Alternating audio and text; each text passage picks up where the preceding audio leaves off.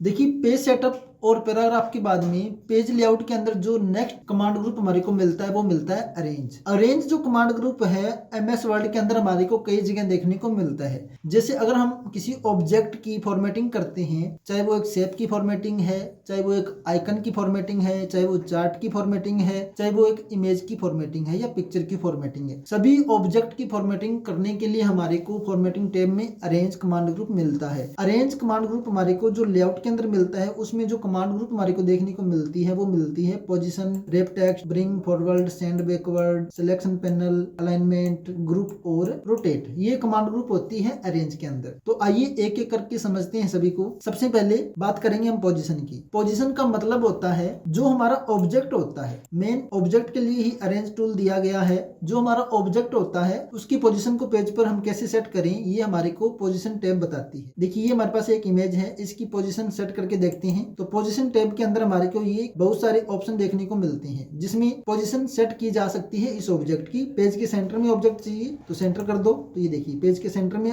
Image आ चुकी है। इसी तरीके से दूसरा ऑप्शन यूज करके देखते हैं। पेज की राइट में पेज टॉप लेफ्ट यूज करना है, टॉप राइट यूज करना है। पोजीशन जो भी आप करोगे उसी के अकॉर्डिंग आपकी पोजीशन, जिस भी तरह की पोजीशन का हम यूज करना चाहें कर सकते हैं। ये सारे ऑप्शन हमारे को यहाँ पर देखने को मिलते हैं। देखिए अभी बॉटम राइट साइड में, टॉप राइट साइड में, पेज के सेंटर के अंदर होगी, चारों तरफ से सेंटर के अंदर इमेज आ चुकी है। भी कहाँ सेट करना है इसको हम बोलते हैं पोजीशन। भी ऑब्जेक्ट की पोजीशन हमारे को पेज पर कहाँ रखनी है। दूसरा ऑप्शन हमारे को देखने को मिलता है रैप टेक्स्ट। रैप टेक्स्ट का मतलब होता है ऑब्जेक्ट को टेक्स्ट के अकॉर्डिंग सेट करना। कौन कौन से तरीकों से सेट किया जा सकता है, बहुत सारे ऑप्शन हमारे को मिलते हैं। जिसमें ऑप्शन देखने को मिलते हैं वो मिलते हैं इन लाइन विद टेक्स्ट, जो ये बताता है कि टेक्स्ट किस तरह हमारा व्यवहार करता है ऑब्जेक्ट के साथ। स्क्वायर में हमारे को फोटो के चारों तरफ टेक्स्ट चौकोर रूप में देखने को मिलेगा। टाइट के अंदर क्या होगा, फोटो को पकड़कर टेक्स्ट पास आ जाता है। बिहाइंड टेक्स्ट में फोटो के पीछे टेक्स्ट ऊपर, फोटो पीछे और टेक्स्ट यानी कि ऑब्जेक्ट पीछे रहेगा और टेक्स्ट ऊपर आएगा। इन फ्रंट ऑफ टेक्स्ट का मतलब होता है फोटो ऊपर टेक्स्ट पीछे। टॉप एंड बॉटम फोटो के ऊपर और नीचे टेक्स्ट रहेगा। यूज करके देखते हैं। देखिए ये हमारे पास एक ऑब्जेक्ट है, ऑब्जेक्ट ले सकते हो, कोई शेप ले सकते हो। अभी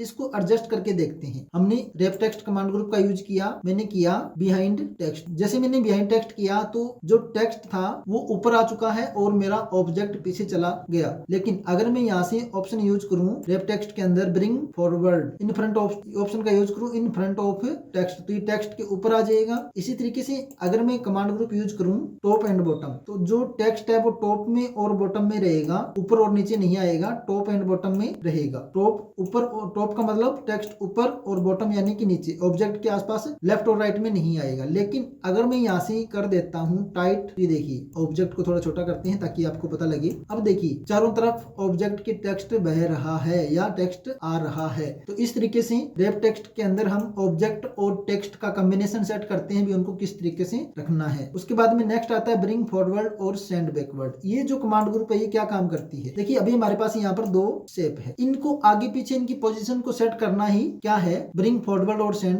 बैकवर्ड। अभी इसको पीछे भेजना है, उस ऑब्जेक्ट के इस शेप के पीछे भेजना है। अभी ये पीछे है लेकिन हम चाहते हैं कि ये पीछे चली जाए, वो ऊपर आ जाए, तो इस तरीके से हम इसको पीछे भेजेंगे तो सेंड बैकवर्ड का यूज करेंगे। Send to back, send to back का मतलब पीछे चली गई, फ्रंट टू फ्रंट मानी ऊपर आ जाएगी, सेंड टू बैक यानी कि पीछे चली जाएगी। आगे पीछे ऑब्जेक्ट को करने के लिए, मतलब फॉरवर्ड करने के लिए, आगे पीछे फॉरवर्ड सेट करने के लिए ही हम इस कमांड ग्रुप का यूज करते हैं। टेक्स्ट के पीछे भी लेके जा सकते हैं, जैसे ये ऑब्जेक्ट हम चाहते हैं कि हमारा टेक्स्ट के पीछे चला जाए तो हम इसको टेक्स्ट के पीछे भी लेके जा सकते हैं। यहाँ से send backward, send behind text, तो ये देखिए टेक्स्ट के पीछे भी चला जाएगा। इसी तरीके से ब्रिंग फॉरवर्ड करेंगे, ब्रिंग फॉरवर्ड करेंगे तो ऊपर भी लेके आ सकते हैं, ब्रिंग टू फ्रंट सामने आ जाएगा। Bring into front of text का यूज करेंगे तो ये ऊपर वापस फिर से आ जाएगा। इस तरीके से हम ब्रिंग फॉरवर्ड और सेंड बैकवर्ड का यूज करते हैं। इसके बाद में आता है सिलेक्शन पैनल। सिलेक्शन पैनल का मतलब होता है, अभी हमारे पास कितने ऑब्जेक्ट है, 1 2 3 और 4। जैसे हम सिलेक्शन पैनल का यूज करेंगे तो हमारे पास ये चारों ऑब्जेक्ट वहां पर सिलेक्शन पैनल के अंदर शो होंगे। ये देखिए रेक्टेंगल 1 2 3 और एक है एरोप्लेन। एरोप्लेन पर क्लिक करेंगे तो एरोप्लेन सेलेक्ट हो जाएगी। रेक्टेंगल 4 पर क्लिक करेंगे तो रेक्टेंगल 4 सेलेक्ट हो जाएगा। 3 पे क्लिक करेंगे तो 3, 2 पे क्लिक करेंगे तो 2 3 1। इसी तरीके से जिस भी ऑब्जेक्ट को आपने सेलेक्ट करना है उनको आप डायरेक्ट यहाँ से सिलेक्ट कर सकते हो। कई बार क्या होता है कि जो हमारा ऑब्जेक्ट होता है वो टेक्स्ट के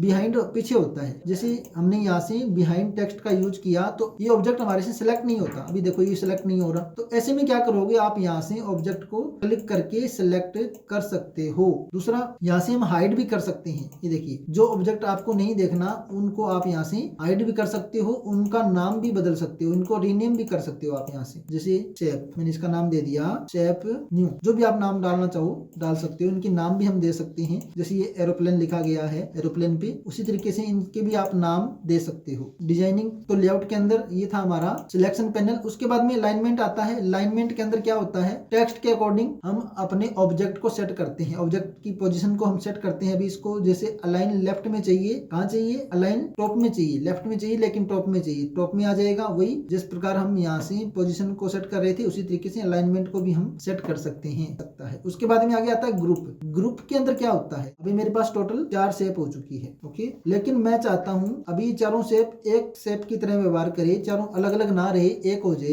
इसके लिए मेरे को क्या करना पड़ेगा, इन चारों को ग्रुप में कन्वर्ट करना पड़ेगा, एक ग्रुप इनका बनाना पड़ेगा। अगर किसी ऑब्जेक्ट को आप ग्रुप में बदलना चाहते हो तो आपके पास कम से कम 2 या 2 से ज्यादा ऑब्जेक्ट सेलेक्ट होने जरूरी है। अभी एक साथ सभी को सेलेक्ट करने के लिए हम कंट्रोल बटन का यूज करेंगे। पहले एक ऑब्जेक्ट को सिलेक्ट किया, उसके बाद में कीबोर्ड से कंट्रोल बटन को प्रेस किया, दूसरे ऑब्जेक्ट को सिलेक्ट किया, कंट्रोल बटन को प्रेस किया, तीसरे को सिलेक्ट किया, कंट्रोल बटन को प्रेस किया, चौथे को हमने सिलेक्ट किया। इसी तरीके से चारों ऑब्जेक्ट को एक साथ हम सिलेक्ट कर सकते हैं। सिलेक्ट करने के जस्ट बाद हमारे को ग्रुप बटन पे क्लिक करना है और ग्रुप पर जैसे क्लिक करेंगे तो ये क्या हो जाएंगे, एक ग्रुप के अंदर सारे सिलेक्ट हो जाएंगे। तो ये क्या बन गया, एक ग्रुप बन चुका है। ग्रुप बनाने के बाद में हम इनको फिर से अनग्रुप भी कर सकते हैं। वापिस अनग्रुप करने के लिए वही ग्रुप बटन पे हम क्लिक करेंगे और अनग्रुप पर क्लिक कर देंगे। जैसे ही अनग्रुप करेंगे वापस इनको हम तोड़ सकते हैं, जोड़ भी सकते हैं ग्रुप बनाना और वापस अनग्रुप भी कर सकते हैं। लास्ट ऑप्शन हमारे को मिलता है रोटेट। रोटेट का मतलब होता है इनको मूव करना, घुमाना। किसी भी ऑब्जेक्ट को हम घुमा सकते हैं अपनी जरूरत के हिसाब से, 90 डिग्री राइट में, 90 डिग्री लेफ्ट में, फ्लिप हॉरिजॉन्टल या फ्लिप वर्टिकल।